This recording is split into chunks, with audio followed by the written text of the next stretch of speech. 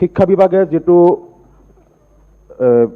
উচ্চ প্ৰাথমিক আৰ নিম্ন প্ৰাথমিকৰ ৯৩৫৫টা পদৰ নিযুক্তিৰ যেটো মেধাৰ তালিকা প্ৰকাশ কৰিলে সেই তালিকাখনত কিছুমান বিসংগতি হোৱাৰ কথা ইয়াত উল্লেখ হৈছে। ইয়াতে আপোনাৰ নিম্ন প্ৰাথমিকৰ ৭,২৪২টা পদ আৰু উচ্চ প্ৰাথমিকৰ ২,১১২টা পদৰ যোগ্যতা ভিত্তিক মেধা তালিকা প্ৰকাশ পাইছে। কিন্তু ইয়াত অসুবিধা হ'ল কিছুমান প্ৰাৰ্থীৰ নাম দুবাৰৰ পৰা ৫বাৰলৈকে আহিছে বেলেগ বেলেগ জেগাত, আৰু কিছুমান প্ৰাৰ্থীৰ নাম এনেকুৱা হ'ল OBCৰ ক্ষেত্ৰত জেনেৰেল কাষ্টৰ মানুহৰ নাম সোমাই গৈছে, ক'ৰবাত হয়তো কাৰোবাৰ নাম বেলেগ বেলেগ তালিকাত দুবাৰো আহিছে, তিনিবাৰ আহিছে, এনেধৰণৰ কিছুমান সমস্যা হৈছে। এই যে টেট পৰীক্ষাৰ ফলাফল যেটো ডিক্লেয়াৰ কৰা হয়, যিসকল ছাত্ৰ ছাত্ৰী 10 বছৰ 15 বছৰ আগতে হায়াৰ ছেকেণ্ডাৰী পাছ কৰিছিল বা ডিগ্ৰী পাছ কৰিছিল, তেওঁলোকে এটা আমাক জনাই আছে কৈছে আমাৰ চাকৰি কোনোদিনেই নহ'ব। কাৰণ তেওঁলোকে তেতিয়া যেটো ইভালুৱেশ্যন ছিষ্টেম আছিল, মাৰ্ক দিয়াৰ ছিষ্টেম আছিল, সেই সময়ত যি ছাত্ৰই 55% বা 60% মাৰ্ক পাইছিল, বৰ্তমান এই 2-1 বছৰত যিসকলে পাছ কৰিছে তেওঁলোকে মাৰ্কৰ ছিষ্টেমৰ কাৰণে 85-90% গতিকে আকৌ দেখা গৈছে যেতিয়া BEd আৰু DLEd এক্সাম হয়, সেই আগত 10 বছৰ 12 বছৰ আগত পাছ কৰা প্ৰাৰ্থীসকলে তাত দেখা গৈছে যে বেছি মাৰ্ক পাইছে। এইবাৰ যিসকলে 80 পৰা 90% পাই হায়াৰ ছেকেণ্ডাৰীত বা মেট্ৰিকত উত্তীৰ্ণ হৈছে, তেওঁলোকতকৈ সেই 10 বছৰ 15 বছৰ আগত 55-60% মাৰ্ক পোৱাসকলে DLEd বা BEdত বেছি মাৰ্ক পাইছে। আনকি টেট পৰীক্ষাতো তেওঁলোকে বেছি মাৰ্ক পাইছে। কিন্তু কাউণ্টিং যেনেকৈ হয়, মেধাৰ তালিকা যেনেকৈ বনায়, একাডেমিক যেটো ৰিজাল্ট, সেইটো ৰিজাল্টৰ পৰা পূৰ্ণ নম্বৰ দিয়া হয়, টেটৰ পৰা এটা পাৰ্চেণ্টেজ, আৰু যেনেকৈ আহে তেনেকৈ কেলকুলেশ্যন কৰি গৈ পেলাই নতুন প্ৰাৰ্থীসকলে সদায় তেওঁলোকে গৈ মেৰিট লিষ্টত আগলৈ গুচি যায়, আৰু যিসকল 10 বছৰ 15 বছৰ আগত পাছ কৰিছিল তেওঁলোকে গৈ পেলাই টেটত বেছি মাৰ্ক পায় আৰু প্ৰফেচনেল কোৰ্চত বেছি পায়, কিন্তু সেই একাডেমিকত তেওঁলোকতকৈ কম থকাৰ কাৰণে তেওঁলোকে মাৰ্ক খায়। গতিকে তেওঁলোকৰ এটা দাবী হ'ল যে যেনেকৈ পশ্চিমবংগ, উত্তৰ প্ৰদেশ, মধ্যপ্ৰদেশ সেই ৰাজ্যবিলাকত যেনেকৈ তেওঁলোকে এটা ছিষ্টেম কৰিছে যে একাডেমিক যেটো কেৰিয়াৰ, একাডেমিক মাৰ্কৰ পৰা 10 to 20% আহিব, আৰু যেটো প্ৰফেচনেল কোৰ্চ BEd বা DLEd তাৰ পৰা 10% বা 20% আহিব, বাকী 70% টেটৰ ৰিজাল্টৰ পৰা 70% লোৱা হোক। এনেকৈ যদি হয় তেনেহ'লে জাষ্টিছ পাব। যোৱা 18 তাৰিখে মাজনিশা আমাৰ প্ৰাথমিক শিক্ষক নিযুক্তি প্ৰক্ৰিয়াৰ প্ৰথমখন প্ৰভিজনেল মেধা তালিকা প্ৰকাশ পাইছে। ইয়াত বিসংগতি একো নাই।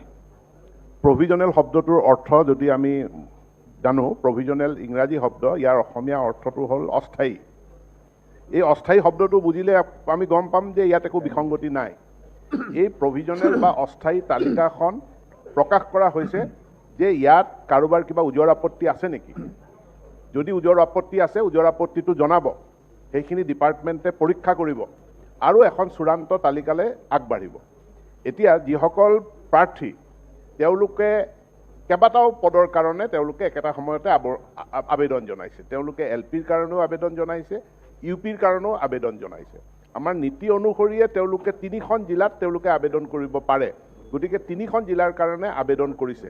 এতিয়া এইখিনি তেওঁলোকে যি মতে তথ্য পাতি দিছে, সেই তথ্য পাতি চাই প্ৰায় 2200খন ফলাফল উইথেল কৰি ৰখা হৈছে। অৰ্থাৎ তেওঁলোকে যিখিনি তথ্য দাখিল কৰিছে, যিখিনি প্ৰমাণপত্ৰ দিছে, সেইখিনিৰ ফিজিকেল ভেৰিফিকেশ্যন হ'ব, আৰু ফিজিকেল ভেৰিফিকেশ্যন অহা 23 তাৰিখৰ পৰা আৰম্ভ হ'ব।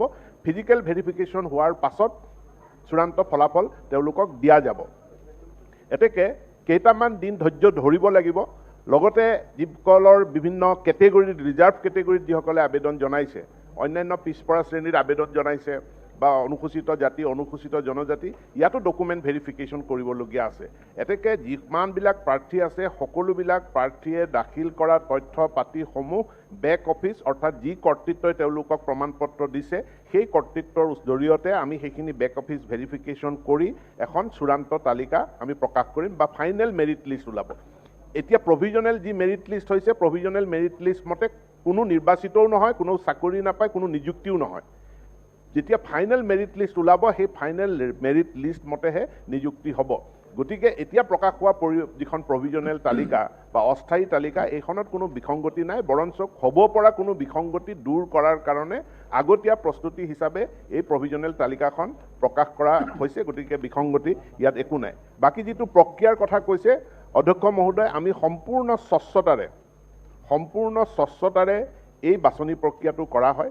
এই বাছনি প্ৰক্ৰিয়াত কোনো ইণ্টাৰভিউৰ ব্যৱস্থা নাই, এই বাছনি প্ৰক্ৰিয়াত অন্য ধৰণৰ কোনো কমিটি নাই, সম্পূৰ্ণৰূপে তেখেতৰ একাডেমিক আৰু টেট পৰীক্ষাৰ ফলাফলৰ নম্বৰ ভিত্তিত আমি এই বাছনি প্ৰক্ৰিয়া কৰোঁ আৰু 2012 চনৰ পৰাই বাছনি প্ৰক্ৰিয়া এনেধৰণে চলি আহিছে আৰু এইটো ইতিমধ্যে প্ৰমাণিত হৈছে। সকলো ঠাইত সকলো প্ৰাৰ্থীসকলে সন্তুষ্টি প্ৰকাশ কৰিছে যে এতিয়া আমি আপোনালোকৰ চৰকাৰৰ অধীনত সন্তুষ্টিৰে, এতিয়া প্ৰাৰ্থীয়ে নিজে হিচাপ কৰি ক'ব পাৰিব যে মই চাকৰিটো পাম নে নাপাম।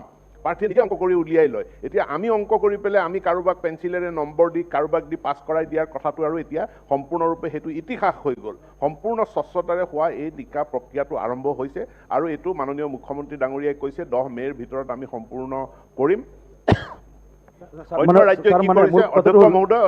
যিসকলে মানে একাডেমিক কেৰিয়াৰৰ পৰা যিটো মাৰ্ক লোৱা হয়, মানে তেওঁলোকৰ আপত্তিটো হ'ল আমি আগতে যিসকলে পাছ কৰিছিলোঁ তেতিয়া নম্বৰ কম দিছিলে, আজিৰ চিষ্টেমত নতুন ছাত্ৰ নম্বৰ এই মুহূৰ্তত বাছনি প্ৰক্ৰিয়া এটা চলি আছে আৰু বাছনি প্ৰক্ৰিয়াটোত সকলোৱে সন্তুষ্টি প্ৰকাশ কৰিছে। ইয়াত অন্য কোনো কথা এই মুহূৰ্তত বিবেচনা কৰিব পৰা নাযায়।